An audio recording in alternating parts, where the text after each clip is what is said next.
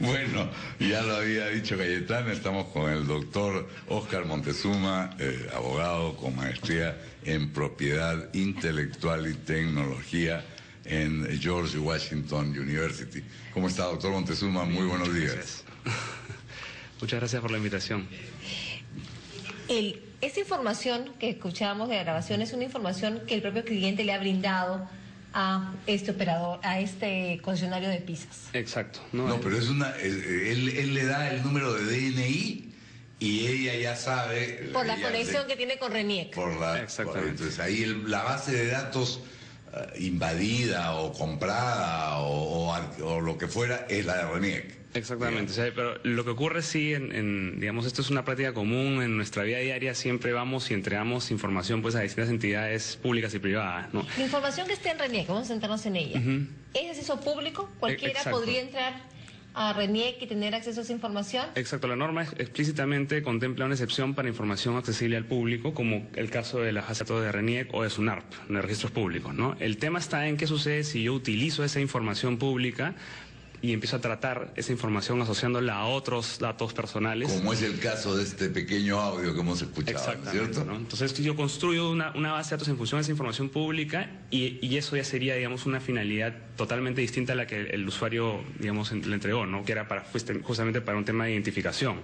Eso es lo que se pretende evitar con el reglamento de la Ley de Protección de Datos Personales. Exacto, o sea, eso es una reglamentación que complementa una ley que ya apareció en el año 2011 y que se trabajó durante mucho tiempo y adopta un modelo en el cual cada vez que una entidad privada o pública tome datos personales, va a tener que contar con el consentimiento previo y expreso del titular del dato personal, ¿no? Entonces, en el caso, volvemos al tema del concesionario de la pizza, si el cliente le hubiera dado en una oportunidad anterior su nombre, dirección, teléfono celular, dirección de la oficina, ahí no habría ningún problema porque hubo un consentimiento previo. Exactamente.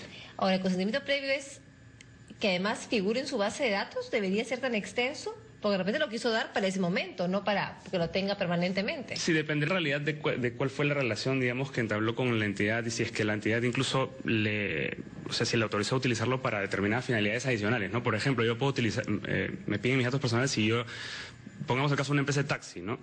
A la cual yo llamo y yo le doy, autorizo expresamente que utilice que asocie mi teléfono con mi dirección para hacerme más fácil, digamos, el recojo. Entonces eso podría ser, pero si es que esta entidad empieza a comercializar esta información, ya escapa a la finalidad que yo le autoricé. Entonces, para ello se ha creado en la ley y el reglamento una autoridad, que es la Autoridad de Datos Personales, que está bajo la competencia del Ministerio de Justicia, que tiene la capacidad de fiscalizar a todas las entidades e imponer sanciones que pueden llegar hasta las 150 UITs, que son aproximadamente 350.000 soles, ¿no? ¿Y hay algún tipo de limitación en el reglamento para la exigencia de datos personales? Porque que la RENIEC o SUNAT me exijan todos los datos habidos y por haber parece razonable, son una entidad pública, cumplen un fin público, pero que una empresa de servicios X me pida hasta el nombre y fecha de nacimiento de mi abuelita, ¿tiene algún sentido? ¿Hay alguna limitación por ahí? ¿Cuáles son los datos exigibles para una operación determinada? Sí, bueno, en realidad la norma contempla como dato personal cualquier información que pueda identificarme a mí como persona, ¿no? Entonces, estará ya en mí, lo que hace justamente esta norma es darle el poder al titular del dato para decir, ok, siempre y cuando yo te dé mi autorización expresa, tú la puedes utilizar, ¿no? Datos personales pueden ser nombre, puede ser teléfono celular, es decir, una cantidad de información, y la norma además agrega una categoría que es de datos sensible, es decir, información ya vinculada a convicciones políticas, preferencias, opciones sexuales, es decir, hábitos de consumo, ¿no? Que son, digamos, más... O inclusive estado de salud, ¿no? Estado de salud, exactamente. O sea, o el sueldo. El pasa sueldo. si la base de datos de cualquier empresa termina, y eso lo hemos visto, en Wilson? Exactamente, que es el caso clásico, digamos, que escuchamos siempre, ¿no? Bases de datos que se comercializan en Wilson sin autorización, ¿no? Entonces, quien trate o arme estas bases de datos va a tener que contar con el permiso previo y expreso del titular, ¿no? ¿No debería ser materia de una sanción penal? ¿No es un delito traficar con los datos de personas sin su consentimiento? Efectivamente, justamente por eso es que existen actualmente en el Congreso de la República una serie de proyectos e iniciativas que le van a dar el enfoque penal a esta norma. Hasta el momento no existe, hasta el momento es una sanción monetaria. Pecuniaria. Exactamente. Exactamente, ¿no? Entonces están buscando complementar el hecho de que la venta de bases de datos concretamente sea sancionable a nivel penal, ¿no? Entonces, cosa que va a estar cubierto a nivel administrativo y a nivel penal. Ahora, honestamente, ¿hay alguna posibilidad real de obtener al autor de este futuro delito por ahora una falta con sanción pecuniaria? Porque en Wilson los encontramos. Exacto. Pero esos no son los que originalmente obtuvieron la base de datos. Quizá merezcan una sanción por comercializarla. Exacto. Pero no son los que obtuvieron la base de datos, ¿no es cierto? Justamente la norma pretende ir hacia esos que digamos, desde donde sale esta información personal que estaría protegida, ¿no? Entonces, porque el problema generalmente ocurre ahí, o sea, muchas veces de repente yo no tengo ningún problema en darle a esta empresa de taxi mis datos personales para ese fin,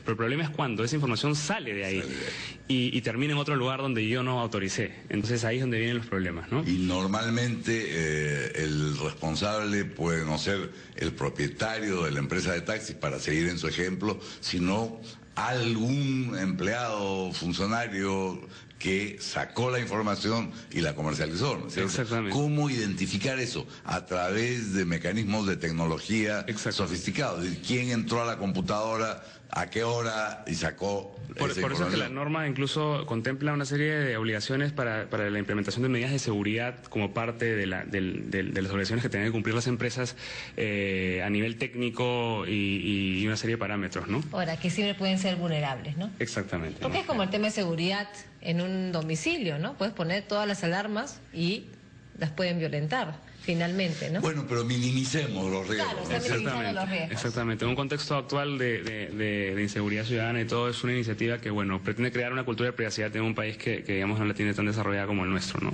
¿Cuáles serían las bases de datos más sensibles, en su opinión, señor Moctezuma? Bueno, yo creería que todas las relacionadas con temas de salud, que pueden ser asociadas incluso a consumos o información de seguros, por ejemplo, ¿no? El tema está que con el desarrollo tecnológico, la asociación de estas bases de datos es muy... En Estados Unidos, donde usted ha hecho su maestría, ¿se ha logrado un nivel de protección de la información personal? Es curioso porque sin una ley de este tipo, que es más bien más proteccionista del ciudadano, en Estados Unidos lo que existe más bien es un sistema de autorregulación, pero existe mucha conciencia también de parte de los ciudadanos cada vez más sobre la utilización, la entrega de sus datos, por ejemplo, ahí de un supermercado, ¿no?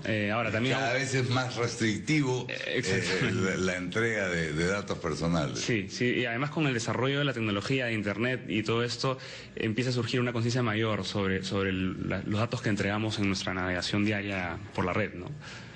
Por la red, a través de estos concursos, ¿no? Gánese una refrigeradora, un carro, pero me va a llenar todos estos datos. Exacto, o sea, el armado de bases de datos, ¿no?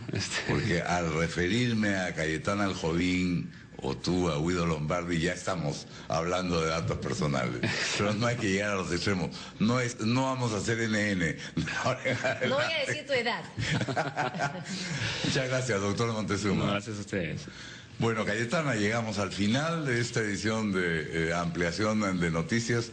Creo que hemos tenido algunos puntos de vista importantes por parte del ministro de Defensa, que no parece cejar en el empeño de sacar adelante esta ley. Así que... no parece cejar, pero tampoco se le ve a alguien con absoluta convicción, ¿no? Del tema, sino es alguien que está en un liberal como él es difícil imaginar, ¿no?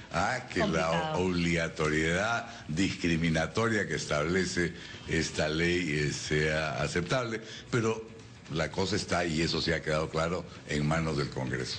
Así es, que tiene toda la facultad de revisar ese decreto legislativo, de verificar su constitucionalidad. La Defensoría ha dicho que es inconstitucional. Es el Congreso que tiene la obligación, además, de revisarlo. Amigos, muchas